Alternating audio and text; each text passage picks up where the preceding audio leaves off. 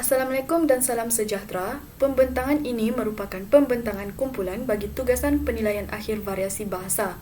Ahli kumpulan terdiri daripada Nur Syamira, Nur Fariza Izzati, Nur Maisara, Matthias Alexander dan Wilson Koloni.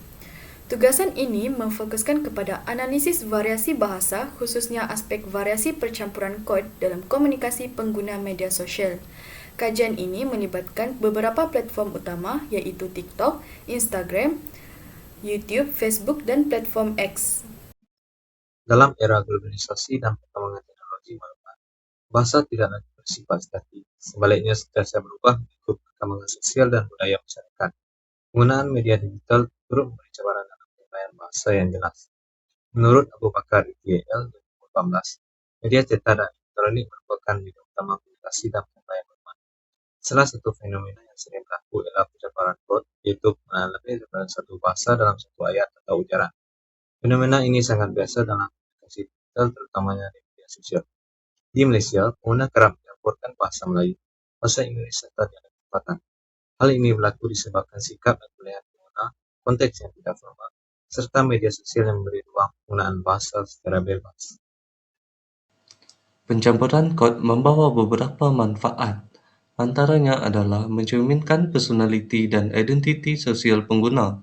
Selain itu, ia membantu menyampaikan emosi serta mesej dengan lebih berkesan. Pengguna juga dapat menyesuaikan bahasa mengikut audien dan menunjukkan keupayaan dwibahasa atau multibahasa. Seterusnya, pencampuran kod juga banyak digunakan di platform media yang sosial, seperti di TikTok. Bahasa yang digunakan ialah bersifat santai dan kreatif. YouTube pula melibatkan vlog, ulasan, dan kandungan pendidikan yang menggunakan bahasa lisan dan bertulis. Instagram sering menggunakan bahasa tidak formal melalui cerita dan video ringkas. Facebook pula digunakan untuk komunikasi harian serta perkongsian isu semasa, manakala X atau Twitter menekankan komunikasi yang ringkas, pantas, dan kerap melibatkan pencampuran kod. Akhir sekali, kajian tentang pencampuran kod penting untuk memahami corak penggunaan bahasa dalam masyarakat kini.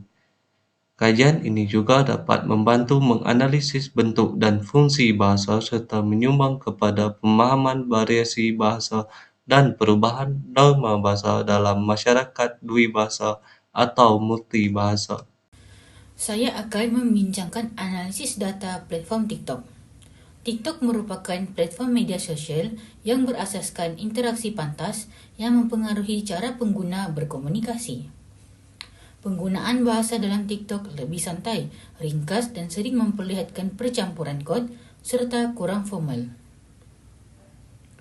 Analisis dilakukan untuk mengenal pasti ciri percampuran kod dalam komunikasi pengguna dan meneliti pengaruh konteks atau platform terhadap gaya bahasa. Contoh data. Hey bro, I tak boleh join today, got assignment meh? Menunjukkan pengguna kerap menggabungkan bahasa Melayu dan bahasa Inggeris dalam satu ayat, sama ada pada peringkat perkataan atau frasa. Contoh data menunjukkan penggunaan bahasa Inggeris seperti I, join, today, got dan assignment dicampurkan dengan bahasa Melayu. Pencampuran kod berfungsi meningkatkan ekspresiviti, memudahkan penyampaian maksud dan mencerminkan gaya komunikasi tidak formal dalam TikTok. Seterusnya, untuk bahagian saya akan membentangkan tentang analisis data platform Instagram yang berfokuskan percampuran kod. Instagram ialah medium komunikasi digital yang popular dalam kalangan golongan muda. Bahasa yang digunakan bersifat tidak formal dan santai, sama ada dalam video, ruangan komen, caption dan sebagainya. Percampuran kod iaitu bahasa Melayu dan bahasa Inggeris sering digunakan dan telah menjadi perkara biasa bagi pengguna Instagram. Dalam menganalisis data platform di Instagram, saya mendapati 8 data terkumpul yang berkaitan dengan percampuran kod. Tetapi saya hanya mengemukakan satu contoh data sahaja. Contohnya, orang macam aku ni kena selalu busy. Sebab, bila termenung je mulalah scroll back kuning, add to cart, tertiba payment successful. Dalam data tersebut, struktur ayat didominasikan oleh bahasa Melayu, manakala unsur bahasa Inggeris diselitkan pada bahagian tertentu ayat. Perkataan seperti busy, scroll back kuning, add to cart dan payment successful berfungsi sebagai unsur sokongan dalam penyampaian mesej.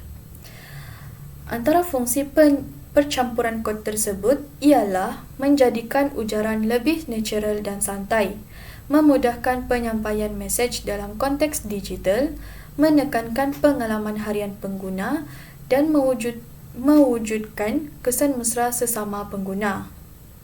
Dalam hal ini, kita dapat disimpulkan bahawa platform Instagram memainkan peranan penting dalam membentuk gaya bahasa yang lebih fleksibel, santai dan kreatif dalam kalangan pengguna di Instagram.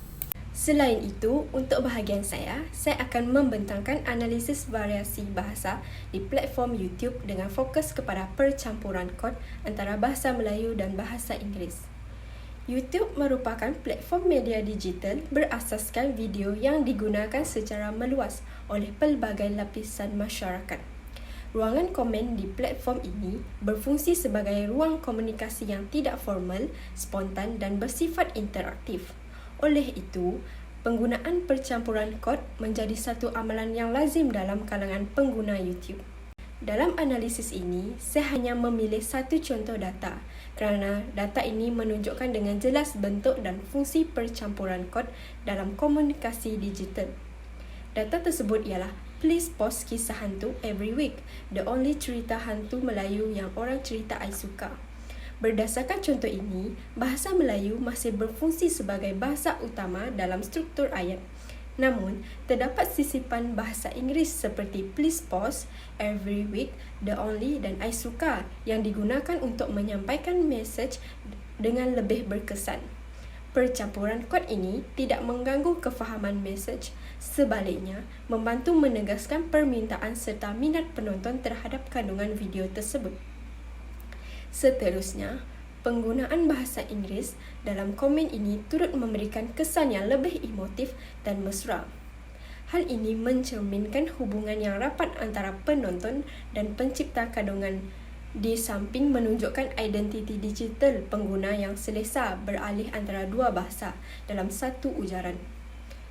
Justru itu, percampuran kod dalam ruangan komen YouTube bukanlah berlaku secara rawak.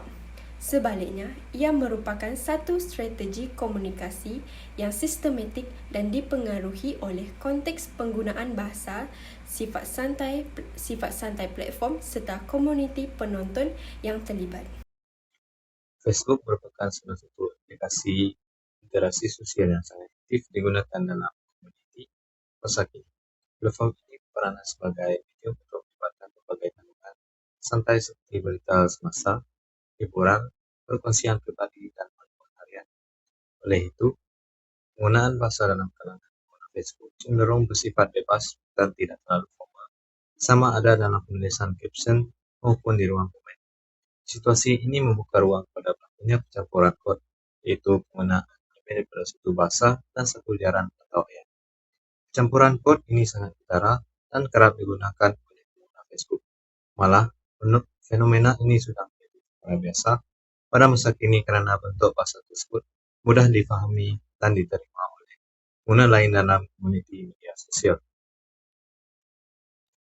Berdasarkan contoh data itu, frasa gila tema dapat dikenal pasti berlakunya fenomena percampuran kod. Frasa ini terbentuk daripada dua unsur bahasa yang berbeza, yaitu bahasa Melayu melalui perkataan gila dan bahasa Inggeris melalui perkataan glamour. Penggunaan istilah glamour membawa maksud terkenal atau bersifat kemasyhuran yang sering digunakan dalam konteks media sosial. Dari segi penggunaan bahasa, frasa ini bersifat ringkas, mudah dan dapat dipahami dengan baik. Dalam konteks ini, percampuran kod berfungsi sebagai medium untuk mengkritik dan mengkritik secara berkesan, namun pada masa yang sama tidak terlalu menekankan penggunaan bahasa yang kasar atau berunsur negatif. Oleh itu, percampuran kod dilihat mampu menyampaikan kritikan secara tersirat dan lebih berlapis. Saya pula akan membentangkan analisis data bagi platform X. X merupakan platform media digital yang digunakan secara meluas oleh pelbagai lapisan masyarakat untuk komunikasi harian. Bahasa yang digunakan kebanyakan bahasa santai dan tidak formal sama ada di ruang komen atau kandungan video. Pencampuran kod juga sering digunakan oleh pengguna dalam platform ini seperti bahasa Melayu dan bahasa Inggeris. Contoh data yang terdapat dalam analisis ini adalah, game ini susah gila, tapi gameplay dia memang fun. Data menunjukkan pengguna kerap menggabungkan bahasa Melayu dan bahasa Inggeris dalam satu ayat untuk berkomunikasi harian. Sebagai contoh, data menunjukkan penggunaan bahasa Inggeris seperti game, gameplay, dan fun dicampurkan dengan bahasa Melayu. Pencampuran kod berfungsi untuk meningkatkan dan memudahkan pencapaian maksud agar mudah difahami dan mencerminkan gaya komunikasi pada masa kini, iaitu masa era digital. Seterusnya, rumusan analisis dalam 5 platform media sosial. Secara keseluruhan, pencampuran kod antara bahasa Melayu dan bahasa Inggeris merupakan ciri utama komunikasi digital masa kini. Pengguna menyesuaikan bahasa mengikut konteks, identiti dan ciri setiap platform. Di TikTok dan X, bahasa lebih santai, spontan, dan ringkas untuk penyampaian pantas. Instagram dan YouTube pula menekankan bahasa yang lebih kreatif dan ekspresif sama ada untuk emosi, pengalaman atau pembinaan komuniti. Manakala Facebook menggunakan bahasa yang lebih bebas dan santai untuk berinteraksi sosial. Walau berbeza dari segi gaya, semua platform menggunakan pencampuran kod bagi memudahkan komunikasi santai dan mengekspresikan identiti pengguna. Dari perspektif linguistik, pencampuran kod ini merupakan strategi bahasa yang sistematik, selaras dengan teori Halliday, Giles, Labov, serta pandangan Crystal dan Holmes. Kesimpulannya, media sosial membentuk gaya bahasa moden dan cara generasi muda berkomunikasi secara pantas, santai, dan berkesan. Itu sahaja pembentangan daripada kumpulan kami. Sekian, terima kasih.